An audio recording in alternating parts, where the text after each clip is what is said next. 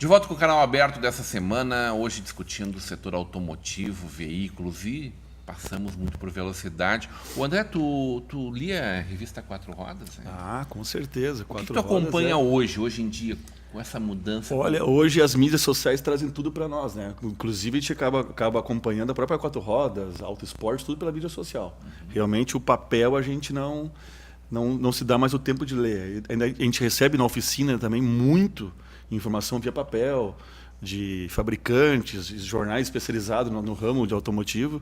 Eu acabo passando direto para os funcionários, né, para eles verem, porque só na internet eu acabo vendo tudo que eu quero. Recorre muito a vídeo também? É muito hoje. E até assim, para tu poder pesquisar alguma coisa, eu estou pesquisando muito o que eles fazem lá fora, como é a reparação lá fora, muita coisa. E eu fico feliz porque os procedimentos são iguais. As grandes vantagens deles é as ferramentas e a comodidade. Lá os caras têm, cada posto de trabalho, o cara tem um elevador sanfonado para poder adequar a ergonomia do funcionário, coisa que a gente não consegue ter. Perfeito. Então eles têm muito mais facilidade.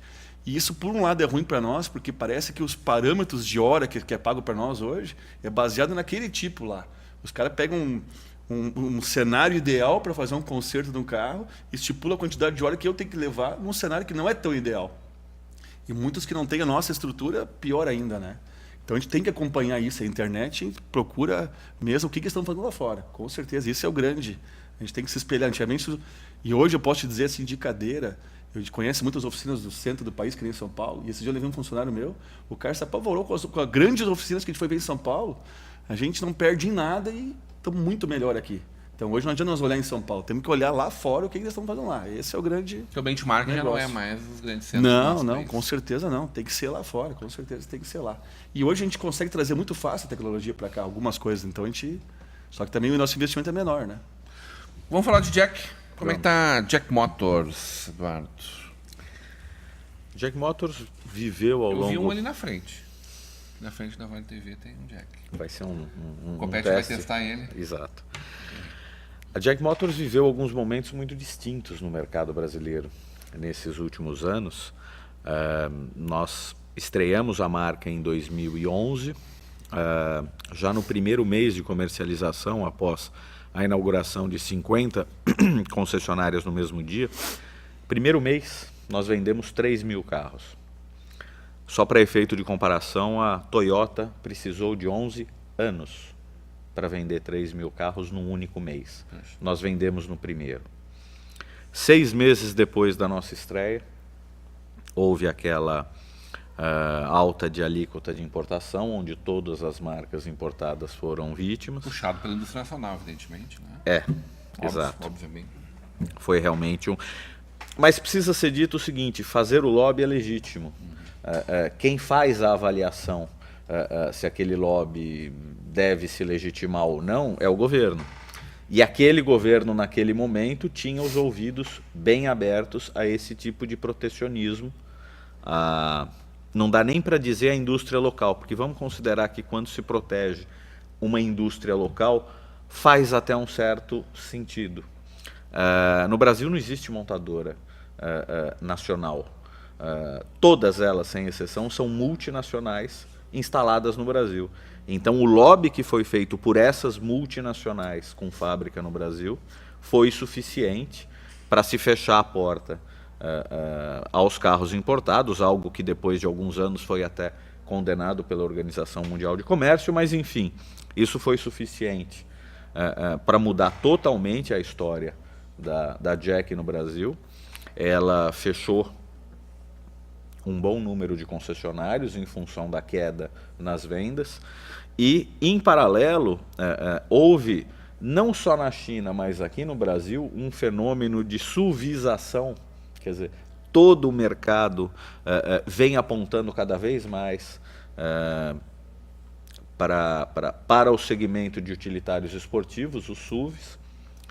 Nós estamos finalizando a mudança de toda a nossa linha de produtos. Hoje, basicamente, a gente caminha para ter uma linha de 3 ou 4 ou 5 SUVs até o final desse ano, que também é bem diferente daquela Jack que estreou em 2011, que vendia carros de passeio em 2013 e 2014. Então, para finalizar, a quantidade de mudanças primeiro em razão da crise e depois pela própria revitalização da linha de produtos, faz com que a gente praticamente pode dizer que está relançando a marca aqui no Brasil, numa condição de volume de vendas, de número de concessionários muito mais modesto, mas com um crescimento que eu calculo que daqui em diante será muito mais consistente, muito mais sustentado. Mas ainda assim, um número considerável, são quase 30 concessionários. Sim. Nos principais centros. Né? Exato. Me permita fazer uma parte aqui, uma colocação de coisa que a gente já colocou em Motores na TV, mas que deve surpreender muita gente ainda. Eu gostaria que o Eduardo falasse sobre a marca, a marca Sol. Marca Sol é uma parceria que foi instituída na China entre a Volkswagen e a Jack. As duas marcas se uniram e criaram uma terceira marca chamada Sol, que será especializada em produzir veículos elétricos.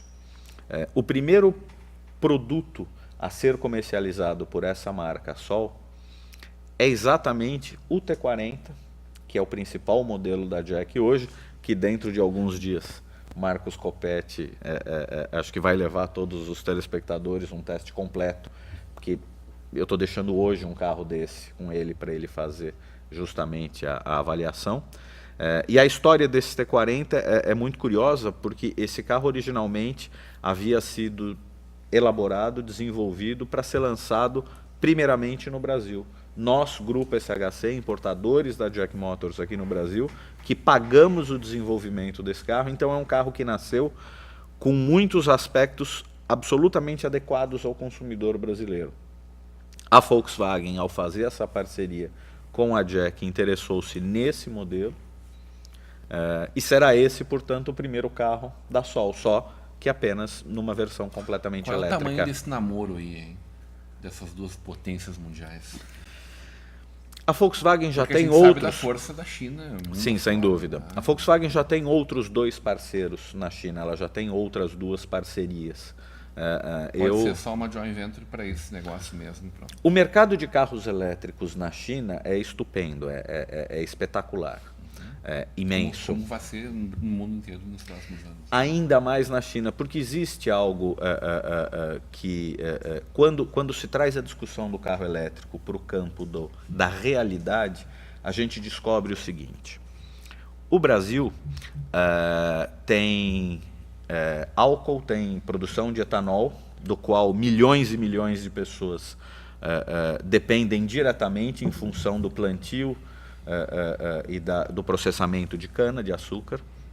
O Brasil tem petróleo, o Brasil tem pré-sal, o Brasil tem matrizes energéticas que continuarão durante muito tempo apontando para a necessidade de se ter automóveis com motores a combustão. Isso independentemente da questão ecológica, estou falando de economia. A China, por sua vez, ela tem uma reserva de carvão mineral que dura mais 200 e tantos anos, mesmo com o ritmo de crescimento que eles têm. E o carvão mineral é naturalmente o combustível para a termoelétrica, que por sua vez você obtém eletricidade a baixíssimo custo. A gente sabe que no Brasil o potencial hidrelétrico está esgotado. Então, quando a gente faz essa análise de uma maneira responsável e não marqueteira a respeito do carro elétrico, a gente descobre o seguinte: na China ele vai para frente porque economicamente é viável. A China tem futuro lá. A China importa 100% do petróleo dela. Então lá é uma necessidade econômica, estratégica ter carro elétrico. Aqui no Brasil, a gente tem que admitir, não é. O que a gente faz com milhões e milhões de pessoas no interior do estado de São Paulo que estão plantando cana-de-açúcar? O que a gente faz com todas as usinas Além de cachaça, álcool? Claro, que já é um bom Ainda caminho bem. para essa Não solução. é? Né? O Então- preço do quilowatt também não. O quilowatt vai ter que ser usado do meio social, com o aumento da população.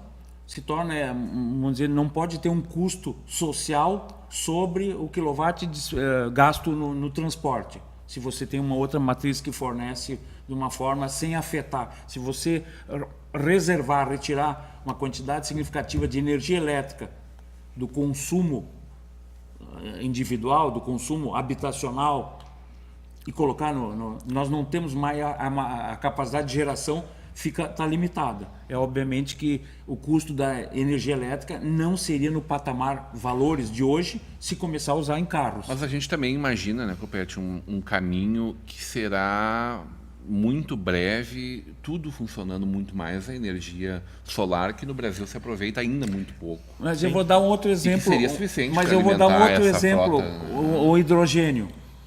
O hidrogênio é abundante em todo o planeta, baixíssimo custo, tem problema só de armazenamento. Mas hoje, nós estamos falando aqui, agosto de 2018, uma pilha de hidrogênio, ali, ela custa $11.000, apenas a pilha. A Toyota investe anualmente muito dinheiro, tem um produto chamado Mirai, que consome hidrogênio e exala água, uma maravilha. Custa $11.000. É tudo essa relação de custo que o Eduardo acaba de explicar. Se você vai ter energia elétrica lá por muito tempo, abundante, a preço razoável, vai ser... Tá.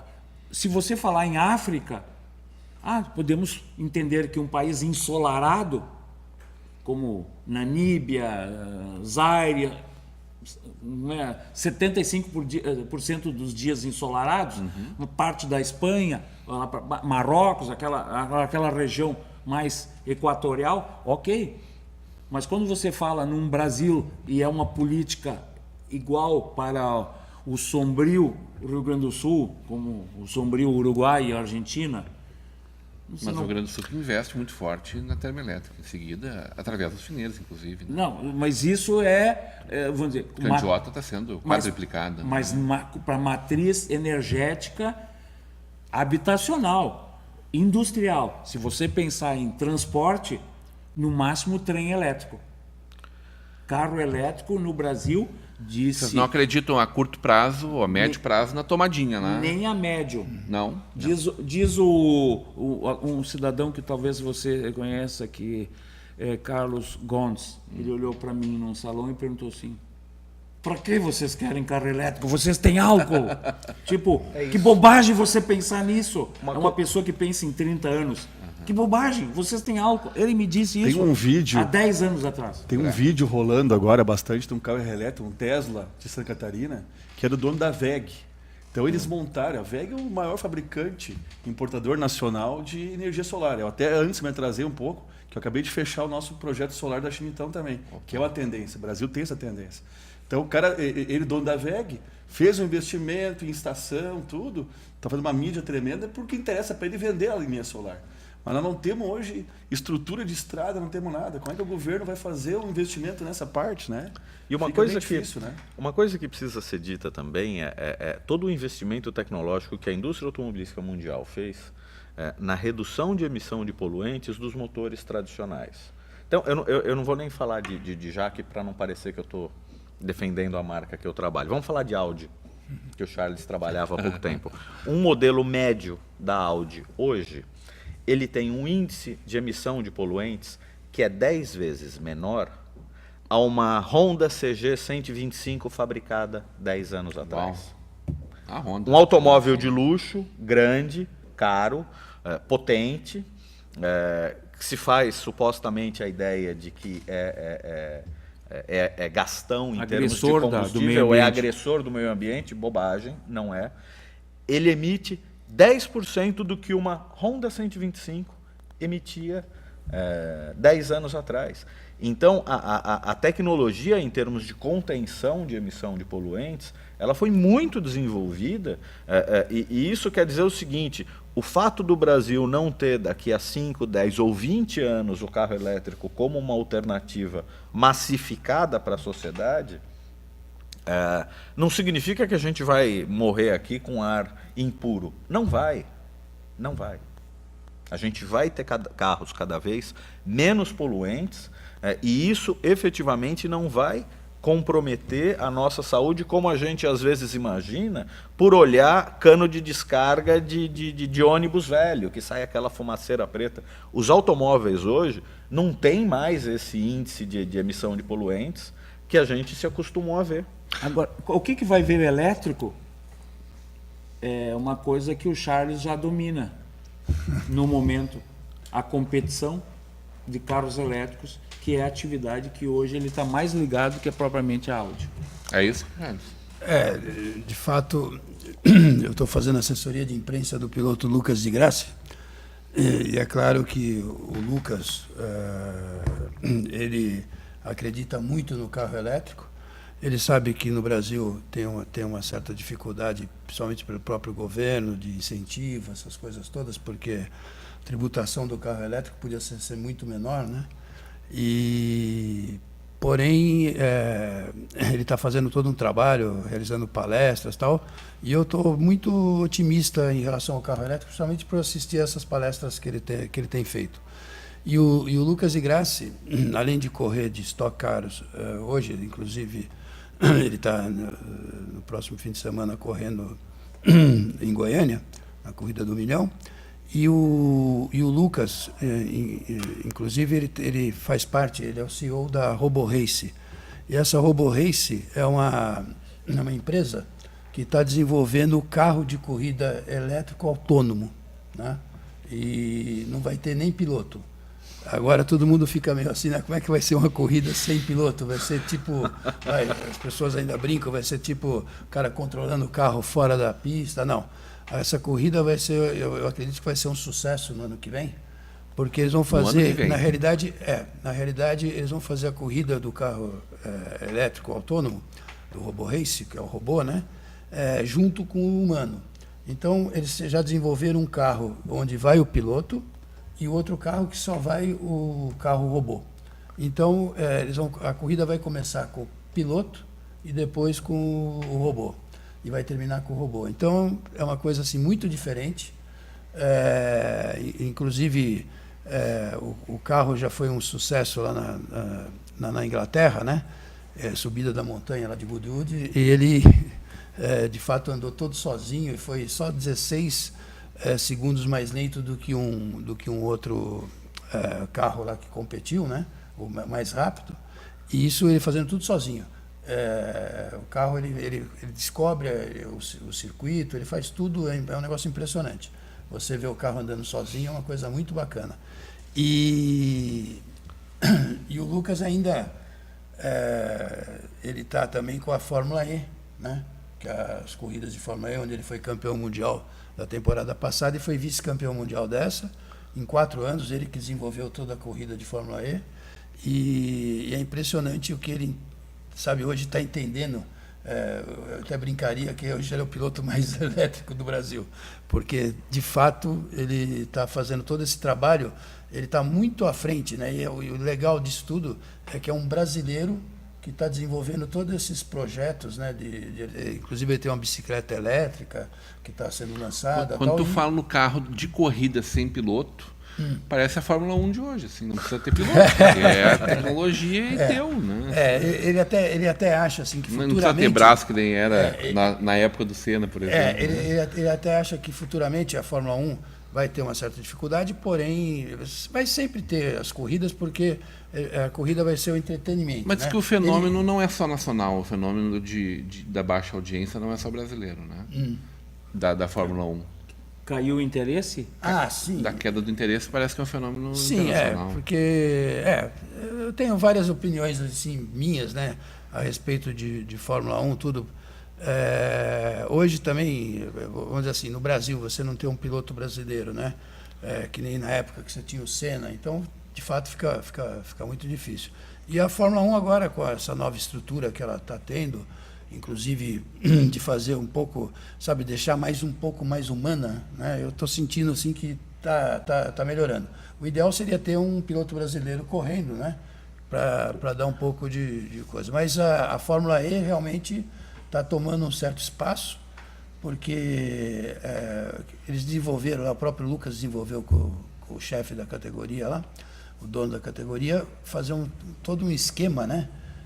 Fazer corridas de rua, Então, você indo para as ruas, você já tem um público muito grande. Está Então, mais próximo, né? e também tem toda, por exemplo, a Fórmula 1 está até copiando muitas coisas assim de entrevistar os pilotos no final, tudo que a Fórmula E fazia, as festas de pódio, né? Está dando uma alterada.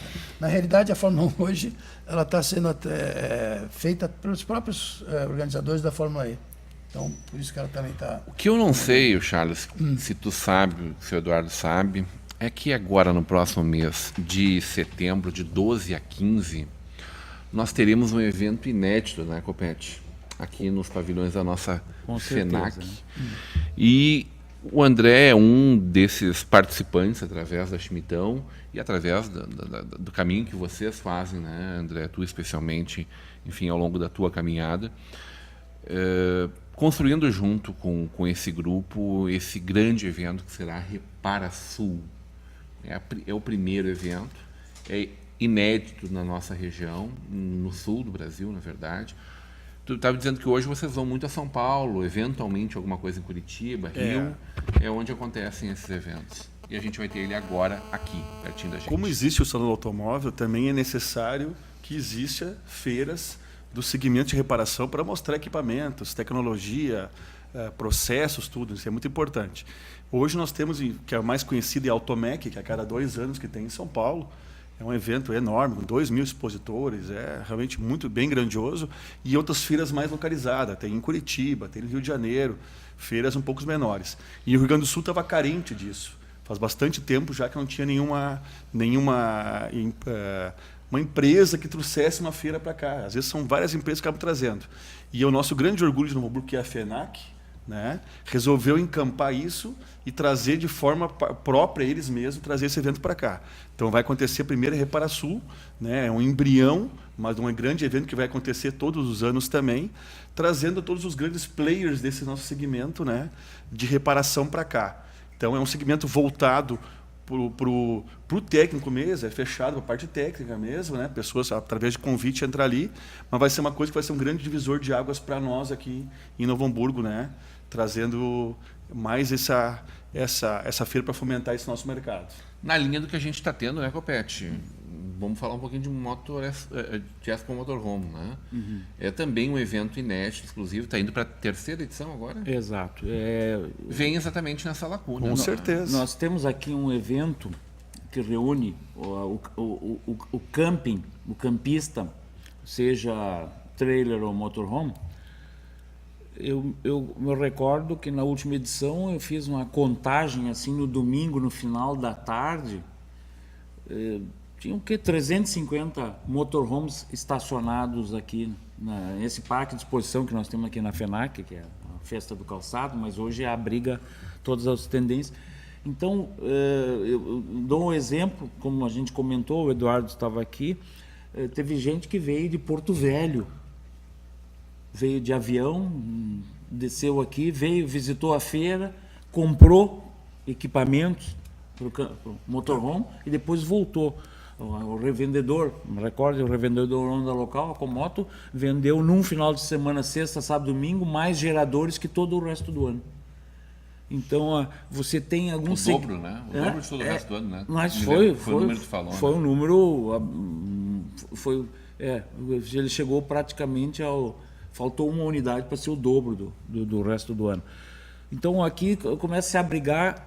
Tem espaço para algumas coisas que não são o rotineiro, né? Enquanto um salão de automóvel começa a ser questionado pelo gigantismo e custo e a rentabilidade do evento, se consegue perceber nichos de mercado que atendam. Expo Classic, né? É um outro exemplo, né? Uma grande feira de automobilismo forte, né?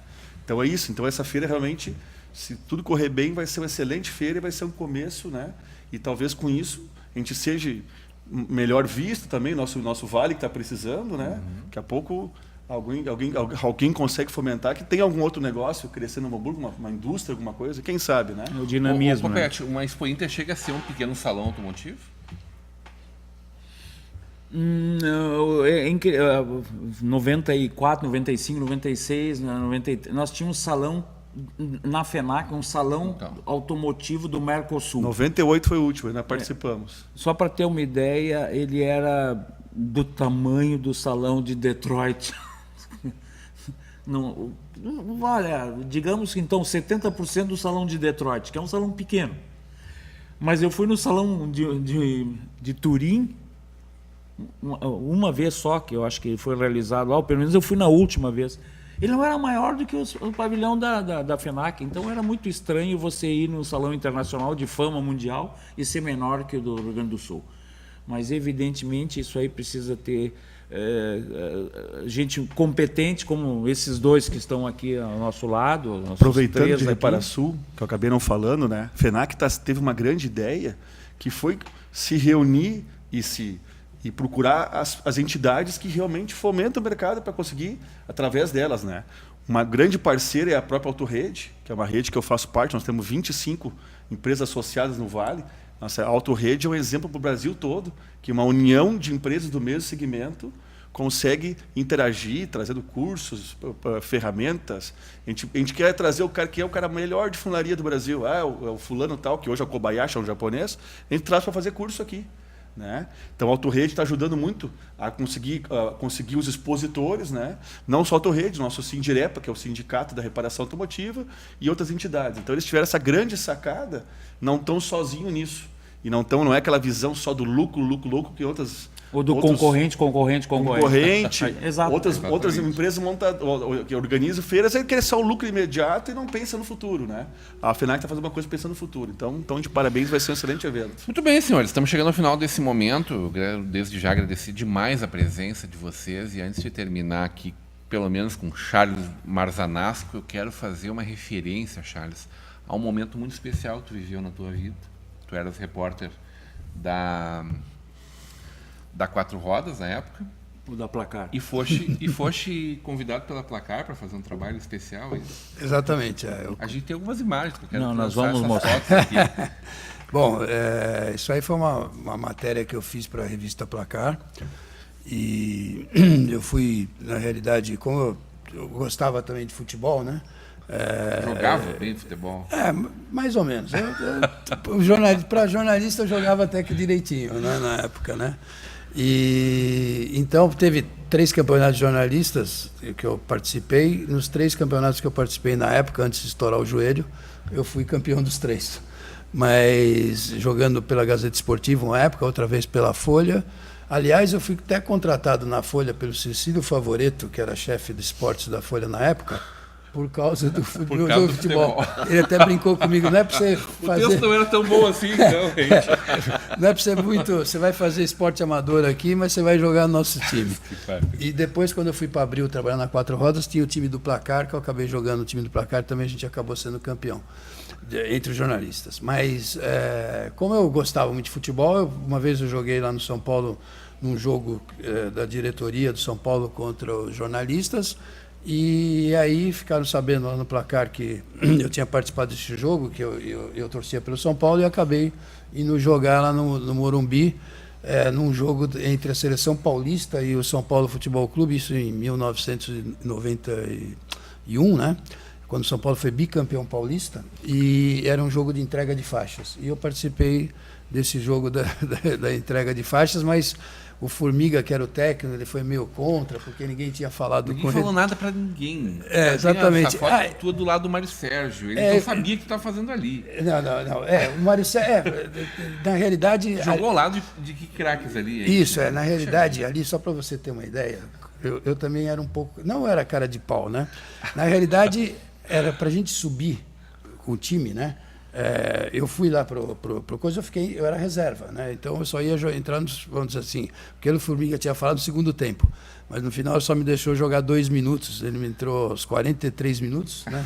E o juiz ainda terminou o jogo antes. Mas o que aconteceu? Eu estava ali na entrada, o fotógrafo do Placar, quando ele me viu do lado dos reservas, ele chegou para mim, o time ia subir para o campo, ele chegou para mim e falou assim, baixinho, né? Me chamou de lado: ô Charles, sai aí do lado dos reservas e vai ali junto com os titulares.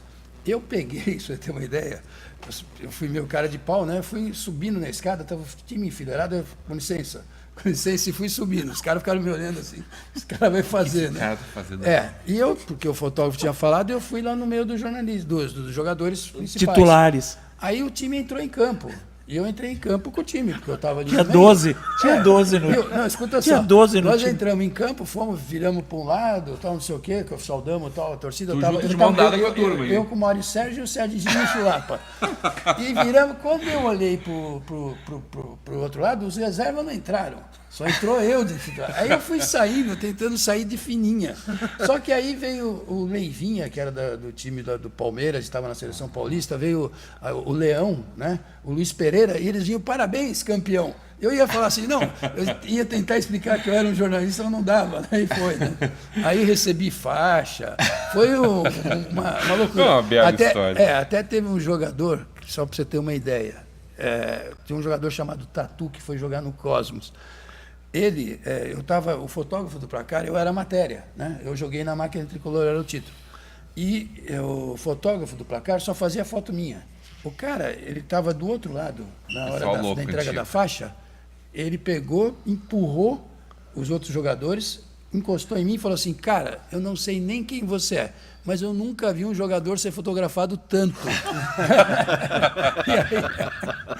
E aí foi... Charles, obrigado pela tua presença, que é seja isso. sempre muito bem-vindo. Estaremos sempre à disposição aí quando precisar.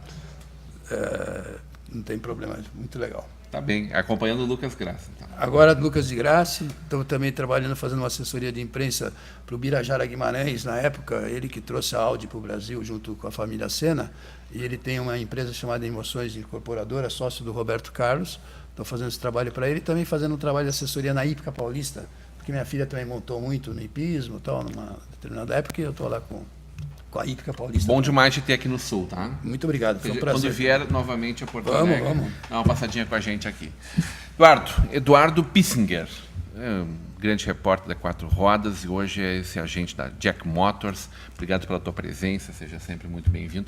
Voltando à nossa Vale TV, né, esse convite que a gente fez para ele, tu viu que é de coração, tanto que o Eduardo voltou. Não, o Eduardo, ele falou muito de mim, mas eu conheço ele desde a época da Fórmula Ford, sempre foi um assessor de imprensa do mesmo nível e se bobear até melhor. Pelo menos fala melhor do que eu. Suas considerações finais, por favor, Eduardo. Obrigado pelo convite, é sempre um prazer vir ao Rio Grande do Sul e aí, em especial, estar aqui com os amigos, com o Copete, contigo. Essa é realmente a segunda vez que eu venho. Quero parabenizar, inclusive, pelo investimento feito aqui nas instalações. Conhecia os antigos estúdios? Sim, né? sem dúvida. Parabéns pelo investimento. Indiscutivelmente, os investimentos vão frutificar, vocês merecem, trabalham muito bem. Obrigado pelo convite. Sempre que vier a Porto Alegre, estarei aqui com vocês. Vamos aguardar agora, então, o test drive que o Copete está fazendo com a T40. T40. Muito bem. O André Schmidt, voltamos para falar no Estação Hamburgo, mais perto da Reparasul. Tu volta com a gente aqui. Vamos trazer o nosso presidente, Márcio, também, por favor. Com certeza. Faz esse caminhamento. Vamos fazer uma bancada especial aí para a gente discutir esse belo evento. As considerações finais, por favor. Não, muito obrigado pelo convite. Junto com essas feras aqui, que a gente conhecia de nome, fico muito feliz. E mais feliz ainda por Novo Hamburgo ter um programa que nem esse, essa estrutura que realmente eu tinha visto só na antiga, então estamos de parabéns. Se fala tanto de Novo Hamburgo, assim, mas tem muitas coisas crescendo em Novo Hamburgo. E eu acho que nós somos exemplos e estamos lutando por isso, né? Mas é porque tem muita coisa boa aqui que a gente muito consegue caminhar. mais boa, mas muito Por isso mais que a gente boa. consegue O pessoal foca no... Marcos Copete, obrigado pela presença. A gente continua te acompanhando. Estamos com saudade de ti no Estação Hamburgo, né? A gente segue te acompanhando aqui. Eu só tenho a agradecer, olha, a vinda desses colegas de imprensa e assessores maravilhosos que fazem parte de uma história que não é em uma hora que a gente vai poder contar nem resumir. Eu fico muito grato. São pessoas de um gabarito e de uma capacidade muito acima do que a maioria possa imaginar. Eu fico muito feliz e agradeço a presença deles e até um breve retorno aqui para nossas instalações da Vale TV. Tudo bem, a gente fica por aqui, agradecendo demais a sua audiência, sobretudo, e voltamos no próximo domingo com mais um Canal Aberto. Até lá.